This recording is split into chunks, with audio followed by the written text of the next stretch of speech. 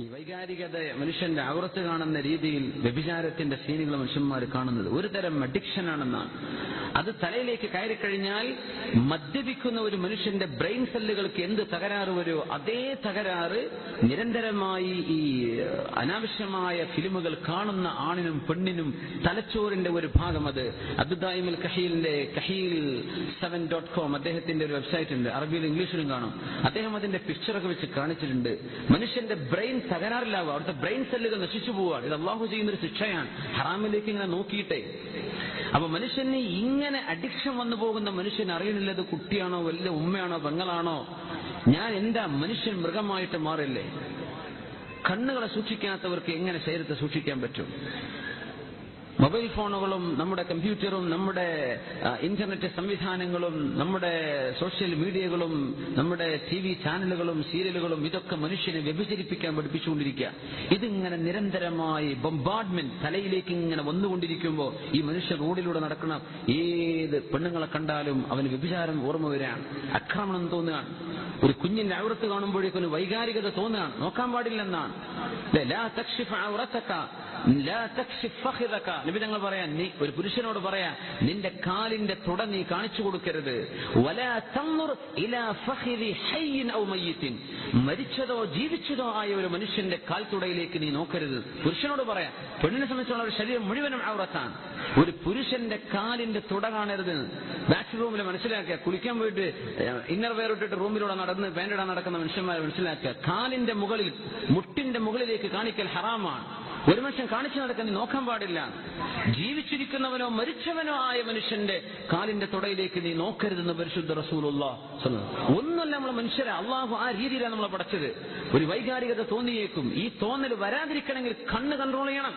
കണ്ണ് ചിമ്മണമെന്നല്ലേ പറഞ്ഞത്? ഒന്നൂമിൻ അബ്സാരിക്കും, കണ്ണുങ്ങൾ ചിമ്മണം. ഇത് ചിമ്മാതെ നടന്നാൽ മനുഷ്യൻ മൃഗമായിട്ട് അതപ്പതിക്കും. അതാണ് നമ്മൾ ഈ കണ്ടുകൊണ്ടിരിക്കുന്നത്. മനുഷ്യൻ മൃഗമാകുന്നത് ഈ പോണോഗ്രഫിയും മോശമായ ഈ വീഡിയോസും മനുഷ്യൻ കണ്ടതിന്റെ ശേഷമാണ്. അതുകൊണ്ട് ചെറുപ്പക്കാരെ മനസ്സിലാക്കി, തലച്ചോറ് നശിപ്പിക്കേണ്ട. അള്ളാഹു തരുന്ന മുഖത്തെ പ്രകാശം നഷ്ടപ്പെടും. ഹിക്മത്ത് വായിലൂടെ, ഇൽമുള്ളൊരു വർത്തമാനം പോലും നാവിലൂടെ വരില്ല എന്ന് അള്ളാഹു തആല അത്രക്ക് മനുഷ്യനെ മരവിപ്പിച്ചു കളയും. വ്യഭിചാരത്തിന്റെ സീനുകൾ നോക്കുന്ന മനുഷ്യന്മാർ, അത് ചെയ്യുന്നവരുണ്ട്. ഇന്നല്ലദീന യുഹിബ്ബൂന അൻ തശീഅൽ ഫാഹിശതു ഫില്ലദീന ആമനൂ ലുഇനൂ ഫിദ്ദുനിയാ വൽ ആഖിറ.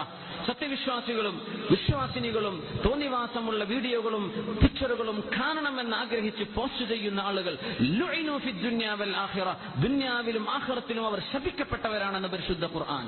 വലഹും അദാബുൻ അലീം, വേദനാജനകമായ ശിക്ഷ അവർക്കുണ്ട് ഇതൊക്കെ പ്രചരിപ്പിക്കുന്ന ആളുകൾക്ക്. അതിന്റെ ഫലമാണ് ഈ പീഡനത്തിന്റെ കഥകളൊക്കെ. കുട്ടികൾ നമുക്ക് പിടിച്ചു വെച്ചിട്ട് പെട്ടിയിലടക്കാൻ പറ്റുമോ? മനുഷ്യനല്ലേ ഇത് ചിന്തിക്കേണ്ടത്? പുരുഷന്മാരിത് ചിന്തിക്കണ്ടേ? ആണും പെണ്ണും ചിന്തിക്കണ്ടേ? അതുകൊണ്ട് മനുഷ്യൻ കണ്ണിനെ സൂക്ഷിക്കണം. യഗുല്ലൂ മിൻ അബ്സാരിഹിം വയഹ്ഫദൂ ഫുറൂജഹും, കണ്ണ് സൂക്ഷിക്കാതെ വിചാരിക്കാതിരിക്കാൻ പറ്റില്ല. വ്യഭിചാരം വരുന്നത് കണ്ണുകൊണ്ട് കണ്ടതിന്റെ ശേഷമാണ്. കണ്ണുകൊണ്ടൊരു പെണ്ണിനെ കാണുമ്പോഴാവന് പ്രേമം ഉണ്ടാകുന്നത്, ആ നോട്ടം കൂടുമ്പോഴത് അനുരാഗമായി മാറുന്നു, അത് കൂടുമ്പോഴാ പിന്നെ അവളിലേക്ക് ചേരണമെന്ന് തോന്നുന്നു. ഇതൊക്കെ ഹറാമുകളല്ലേ? എവിടെ നിന്ന് തുടങ്ങി? ഒരൊറ്റ നോട്ടത്തിൽ നിന്ന്. കണ്ണിനെ സൂക്ഷിക്കും. അള്ളാഹു തൗഫീഖ് ചെയ്യട്ടെ. മനുഷ്യന്മാർക്ക് അള്ളാഹു ബോധം തരട്ടെ. നമ്മുടെ കുട്ടികൾ അള്ളാഹു സംരക്ഷിക്കട്ടെ.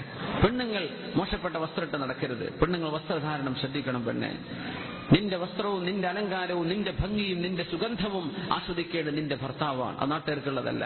അത് പെണ്ണ് മനസ്സിലാക്കണം. പെണ്ണുങ്ങളത് മനസ്സിലാക്കണം. വസ്ത്രധാരണം എങ്ങനെയാണെന്ന് ഒരൊറ്റക്കാരൊരു ഹദീസ് ഞാൻ പറയട്ടെ. ഫാത്തിമത്ത് റളിയല്ലാഹു തആല അൻഹയാണ് ആദ്യമായി മുസ്ലിമീങ്ങൾ ഇന്ന് ഉപയോഗിക്കുന്ന മയ്യിത്ത് കട്ടിലിൽ, ആദ്യമായി മയ്യിത്ത് കട്ടില്, ഇന്ന് കാണുന്ന മയ്യിത്ത് കട്ടിലില്ലേ, സൈഡിലൊക്കെ പലകളുള്ള മറയുള്ള മയ്യിത്ത് കട്ടിൽ, ആ കട്ടിലിൽ ആദ്യമായി ഖബറിലേക്ക് പോയത് ഫാത്തിമത്ത് റളിയല്ലാഹു അൻഹയാണ്. എന്താ വിഷയം എന്നറിയോ? ഫാത്തിമ ബീവി മരിക്കാൻ കിടക്കുമ്പോ 20 ചില്ലാന വയസ്സായിട്ടുള്ളപ്പോ, 21 22 വയസ്സാണ്, 20 വയസ്സാ ഫാത്തിമ ബീവിക്കെന്ന് വഫാത്താകുമ്പോ. നബി സല്ലല്ലാഹു അലൈഹി വസല്ലം വഫാത്തായി 6 മാസം കഴിഞ്ഞിട്ട് വഫാത്താകുമ്പോ രോഗം വന്ന് കിടക്കുമ്പോ ബീവിയെ കാണാൻ വന്നു. ആര്? അസ്മാഉ ബിൻതു ഉമൈസ് റളിയല്ലാഹു അൻഹാ. ഫാത്തിമ ബീവി കരയുന്നുണ്ട്. ബീവി, എന്താ നിങ്ങൾ കരയണത്? ഒന്നുമില്ല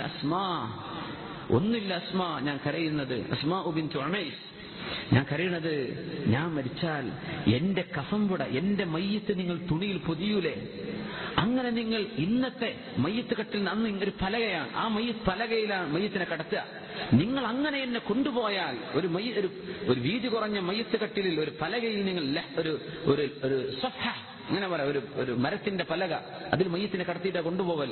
അങ്ങനെ എന്നെ കടത്തിയാൽ എന്റെ ശരീരത്തിൽ വസ്ത്രങ്ങളെ ചുറ്റുമ്പോ പുരുഷന്മാർ എന്റെ ശരീരത്തിന്റെ വണ്ണം കാണൂലേ, എന്റെ നീളവും വീതിയും അവർ കാണൂലേ, എന്റെ ശരീരത്തിന്റെ രൂപം പുരുഷന്മാർ കാണൂലേ? അതാര് സ്വഹാബികൾ ജീവിച്ചിരിക്കുന്ന കാര്യം. എനിക്കത് ഇഷ്ടമാവുന്നില്ല കേട്ടോ, എനിക്കതോർത്തിട്ടാണ് വിഷമം, അതോർത്തിട്ട് എനിക്ക് മരിക്കാൻ തന്നെ വിഷമാവുന്നുണ്ട്. നിങ്ങൾ ഇങ്ങനെയല്ലേ കൊണ്ടുപോകാൻ? അപ്പോഴാണ് അസ്മാ ബീവി പറഞ്ഞത്, ബിൻതു ഉമൈസ് റളിയല്ലാഹു അൻഹ, സാരല്ല ഫാത്തിമ ബീവി, ഞാൻ എത്യോപ്യയിലേക്ക് ചെന്നപ്പോ എത്യോപ്യക്കാർ മയ്യത്ത് കട്ടിൽ, നാഷ് എന്ന് അറബിയിൽ പറയും മയ്യത്ത് കട്ടിലിന്, അവർ മയ്യത്ത് കട്ടിൽ ഉണ്ടാക്കുന്നുണ്ട്. ആ മയ്യത്ത് കട്ടിൽ സൈഡിൽ പലകകൾ വെച്ചതാണ്, അതിന്റെ ഇടയിലേക്ക് മയ്യത്തിനെ കടത്തിയാൽ ആരും കാണൂല. ഫാത്തിമ പറഞ്ഞു, നിങ്ങൾ അതെനിക്കൊന്ന് കാണിച്ചു തരുമോ?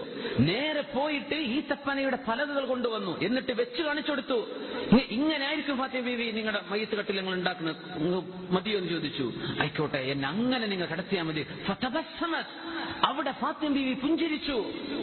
ഇബ്നു അബ്ബാസ് റളിയല്ലാഹു അൻഹു ഹദീസ് റിപ്പോർട്ട് ചെയ്തിട്ട് പറയാ, വലം തദ്ഹക് ഫാത്തിമ റളിയല്ലാഹു അൻഹ ബഅദ വഫാത്തി അബീഹാ മുഹമ്മദിൻ സ്വല്ലല്ലാഹു അലൈഹി വസല്ലം. അല്ലാഹുവിന്റെ റസൂൽ വഫാത്തായിട്ട് വാപ്പ മരിച്ചിട്ട് അവസാനമായി ഒന്ന് ചിരിച്ചത് ഒരേ ഒരു നേരം, എന്റെ മയ്യത്തുകൾ ഇങ്ങനെയാണല്ലോ കൊണ്ടുപോകുന്നത്, എന്നെ പുരുഷന്മാർ കാണൂലല്ലോ. മയ്യത്ത് കട്ടിൽ കൊണ്ടുപോകുന്ന നേരത്ത് ആ ചിന്തിച്ച വേദനയിൽ നിന്നാ ഇന്ന് നമ്മൾ കൊണ്ടുപോകുന്ന മയ്യത്ത് കട്ടിലുണ്ടായത്. മനസ്സിലാക്കണം. ഇനി നമ്മൾ എങ്ങനെയാ പറയാ, എത്ര അച്ചടക്കത്തിലാണ് പെണ്ണുങ്ങൾ നടക്കേണ്ടത്, എങ്ങനെ ശരീരം ടൈറ്റ് ഫിറ്റുള്ള വസ്ത്രമിട്ട് നടക്കുക, എങ്ങനെയാണ് നമ്മൾ നടക്കേണ്ടത്, ഏത് വസ്ത്രമാണ് നമ്മൾ ധരിക്കേണ്ടത്? പുരുഷന്മാരും ആണും പെണ്ണൊക്കെ നമ്മൾ നേരത്തെ പറഞ്ഞ രീതിയിൽ അല്ലാഹു പടച്ച മഹാത്ഭുതങ്ങളാണ്. പക്ഷേ ഇത് ഹറാമിലേക്ക് തോന്നിപ്പിക്കുന്ന അവസ്ഥയിലേക്കല്ല. അച്ചടക്കം പെണ്ണുങ്ങൾ പാലിക്കണം, പുരുഷന്മാർ അച്ചടക്കം അവരും പാലിക്കും. എങ്കിലേ ഇതൊക്കെ പരിഹരിക്കാൻ പറ്റൂ. അല്ലാതെ നമുക്ക് പട്ടാളം പോലീസിന്റെ റോട്ടിലേക്ക് ഇറക്കിയിട്ടൊന്നും പീഡനം തടയാൻ പറ്റൂല. ആണും പെണ്ണും ചിന്തിക്കണം, അള്ളാഹുവിനെ സംബന്ധിച്ച് ബോധം ഉണ്ടാവേൻ. അതേ ഇതിന് പരിഹാരമുള്ളൂ. അള്ളാഹു സഹായിക്കുമാറാകട്ടെ, കൊടുക്കട്ടെ. അൽഹംദുലില്ലാഹി.